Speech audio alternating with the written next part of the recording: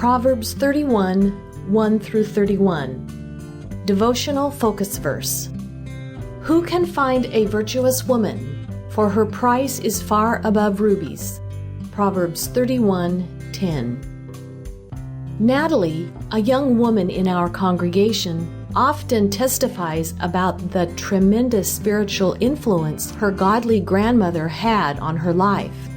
She relates, "When I was a young child, my parents were divorced, and I lived with my grandmother for about a year. She was my shining example of what a Christian should be. Every morning when we woke up, and every evening before we went to sleep, we would read the Bible and pray, sometimes for longer than I could keep my eyes open. She always tried to do the right thing, and she impressed upon me to do the same. She witnessed to others at every opportunity and had a prayer list filled with people she may have only met once, as well as those she loved and cared for most. What a gift God gave me to spend so much time with such a stalwart Christian. After my grandmother passed away, I purposed in my heart that if I could be even a portion of what she was for God, He would be pleased." Without question, Natalie's grandmother was a virtuous woman. But Natalie's story could be retold with thousands of variations. Virtuous means strength of character and a moral firmness. Many of us have known women of virtue, women with a determination to love and serve God faithfully. If they had children, nothing was more important to them than to instill in their children a devotion to God. They would find time to kneel in prayer, perhaps with their arms around those children, interceding for their souls. They made every effort to show by their lives the necessity of living for God. Our focus verse declares that the value of such women is far above rubies. A woman of strong moral character who is unfailing in her devotion to God and family is priceless. All that she does contributes to the well-being of her household. Her industry, resourcefulness, and character are above reproach. This portrayal could seem daunting. Most of us do not possess all the unusual attributes and abilities of this outstanding woman.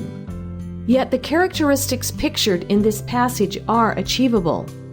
We do not become virtuous by our own strength or determination.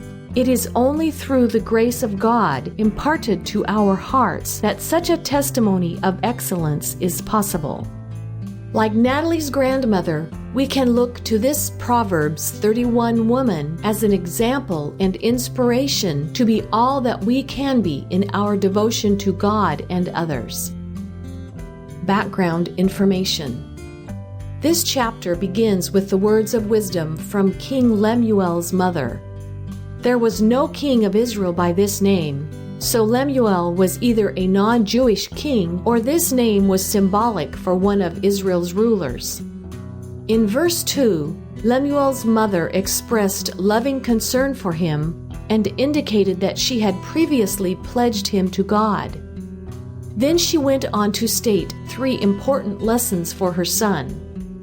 First, in verse 3, she warned against making sensual alliances with women, stating that doing so would ultimately cause his destruction. In verses 4 through 7, she admonished restraint from intoxicants, saying they hinder the ability to judge wisely. She also indicated that strong drink should be used only for medicinal purposes to deaden pain at the point of death or when suffering from great distress. Finally, in verse 9, she exhorted her son to stand up for those who could not defend themselves and to rule righteously, upholding the cause of the poor and needy. Many Bible scholars believe verses 10 through 31 were authored by someone other than Lemuel. In the original language, they were written as an acrostic poem. Each of the 22 verses started with a subsequent letter of the Hebrew alphabet. Each verse specifies a different trait possessed by a virtuous wife and mother, and concludes with verses portraying her as one who reveres God and is praiseworthy in all she accomplishes. This conclusion to the book of Proverbs is especially notable because previous chapters graphically describe women who are contentious and sinful. In contrast, this text provides a striking example of a woman who portrays God's wisdom and fulfills God's purpose for her life. Conclusion: may we determine to be virtuous men and women. Making the effort through God's help will bring a priceless result. Proverbs chapter 31. The words of King Lemuel, the prophecy that his mother taught him. What, my son? And what, the son of my womb? And what, the son of my vows? Give not thy strength unto women, nor thy ways to that which destroyeth kings. It is not for kings, O Lemuel, it is not for kings to drink wine, nor for princes strong drink. Lest they drink, and forget the law, and pervert the judgment of any of the afflicted. Give strong drink unto him that is ready to perish, and wine unto those that be of heavy hearts. Let him drink, and forget his poverty, and remember his misery no more. Open thy mouth for the dumb in the cause of all such as are appointed to destruction. Open thy mouth, judge righteously, and plead the cause of the poor and needy. Who can find a virtuous woman? For her price is far above rubies. The heart of her husband doth safely trust in her, so that he shall have no need of spoil. She will do him good and not evil all the days of her life. She seeketh wool, and flax, and worketh willingly with her hands. She is like the merchant's ships, she bringeth her food from afar. She riseth also while it is yet night, and giveth meat to her household, and a portion to her maidens. She considereth a field, and buyeth it, with the fruit of her hands she planteth a vineyard. She girdeth her loins with strength, and strengtheneth her arms.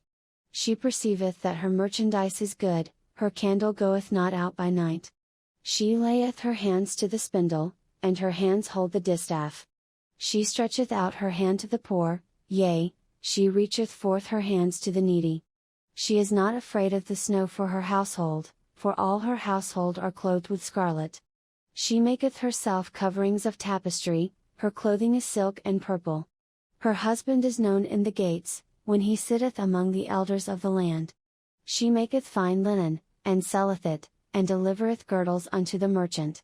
Strength and honor are her clothing, and she shall rejoice in time to come. She openeth her mouth with wisdom, and in her tongue is the law of kindness. She looketh well to the ways of her household, and eateth not the bread of idleness. Her children arise up, and call her blessed, her husband also, and he praiseth her. Many daughters have done virtuously, but thou excellest them all.